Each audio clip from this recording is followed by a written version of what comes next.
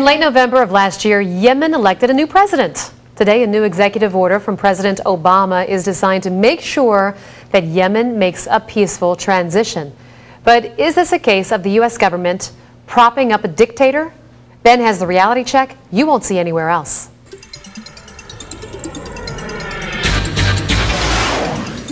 Well, President Obama issued an executive order today giving the Treasury Department authority to freeze the assets and the money of anyone who gets in the way of the political transition in Yemen. So here's the backstory. Late last year, Yemeni President Ali Abdullah Saleh signed a deal to hand over power to his deputy in return for immunity from prosecution. Now, that move meant that Abu Mansour Hadi became president after a transitional election. Hadi will now lead a 2-year transitional government tasked with amending the Constitution and holding parliamentary elections.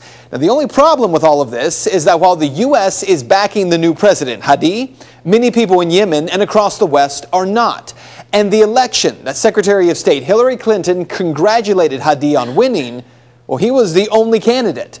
Since the election, the Obama administration has been propping up Hadi with large amounts of money and military assistance. Yes, we now have U.S. troops on the ground in Yemen in an advisory role.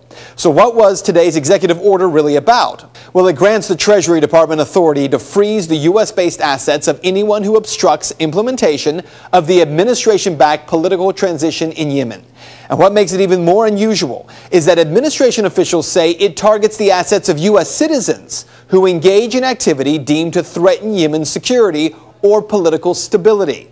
Now, does that mean Americans or those who have assets in America and call for elections with more than one person on the ballot are a threat to Yemen's political stability? Under this order, it would appear so. Also, the decision to freeze those assets is left up to the sole discretion of the Treasury Secretary and the Secretary of State. Another big question here, though, has this happened before? And the answer is yes. President Obama issued a similar executive order for Somalia in 2009. The other one precedent in 2006, President George W. Bush issued a similar order regarding Ivory Coast in West Africa. So here's what you need to know. The step taken by this executive order really is extraordinary. For the U.S. to support a one-person election in Yemen and then put our troops on the ground there to advise.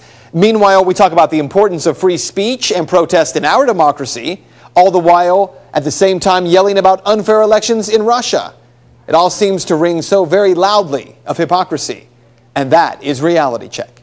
If you'd like to make your voice heard on this story, head over to Ben's Facebook page. You can find it by searching Ben Swan, WXIX.